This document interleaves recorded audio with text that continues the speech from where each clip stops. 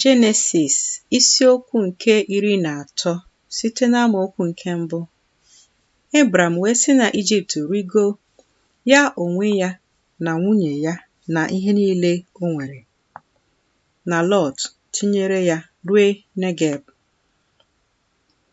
Ebram bụkwa ọgaranya nke ukwuu n'anụ ụlọ na n'ọlaọcha na n'ọlaedo. O si na Negeb jee na mbuli ije ya wee rue Betel, rue ebe ahụ ebe ụlọ ikwu ya dịrị site na mmalite, n'etiti Betel na Ai, rue ọnọdụ nke ebe ịchụ àjà ahụ nke o mereri n'ebe ahụ na mbụ. Ebram wee kpọkue aha Jehova n'ebe ahụ.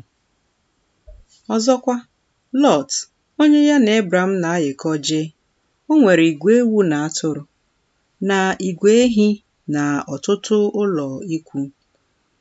Ala ahụ anagideghị ha ibikọ n'otu, n'ihi na akụ ha riri nne, ha apụghịkwa ibikọ n'otu. Ise okwu wee dị n'etiti ndị ọzụzụ anụ ụlọ Ebram na ndị ọzụzụ anụ ụlọ Lọt.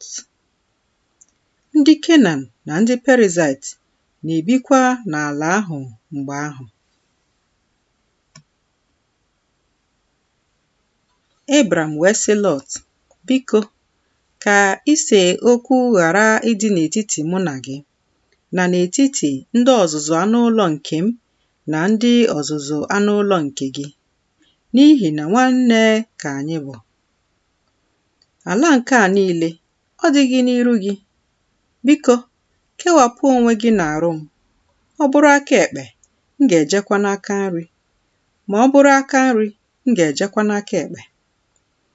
Lọt wee welie anya ya abụọ hụ gburugburu ala niile nke Jọdan, na ala ahụ niile bụ ala mmiri na-ede nke ọma, tupu Jehova ebibie Sọdọm na Gọmọra, dịka ubi Jehova agbara ogige, dịka ala Ijipt mgbe ị na-eje Zoa.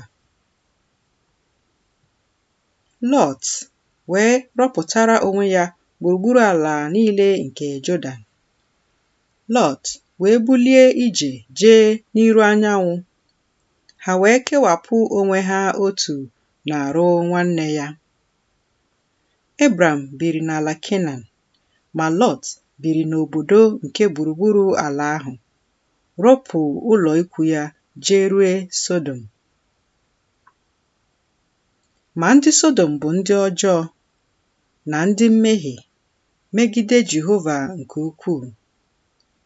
Ma Jehova sịrị Ebram, mgbe Lọt kewapụsịrị onwe ya n'ebe ọ nọ, biko, welie anya gị abụọ si n'ọnọdụ a ebe gị onwe gị nọ, lee anya n'ugwu na ndịda, na n'iru anyanwụ na n'ọdịda anyanwụ, n'ihi na ala nke a niile nke gị onwe gị na-ahụ anya gị ka m ga-enye ya, nyekwa mkpụrụ gị rue mgbe ebighị ebi.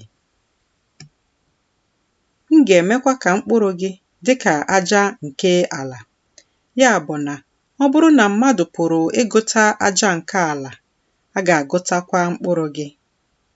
Bilie, jegharịa n'ala nke a, n'ogologo ya na n'obosara ya, n'ihi na gị ka m ga-enye ya. Ebram wee rọpụ ụlọ ikwu ya bịa biri n'etiti osisi terebinti nke Mamre, nke dị n'ime Hebrọn. O wuere Jehova ebe ịchụ àjà n'ebe ahụ.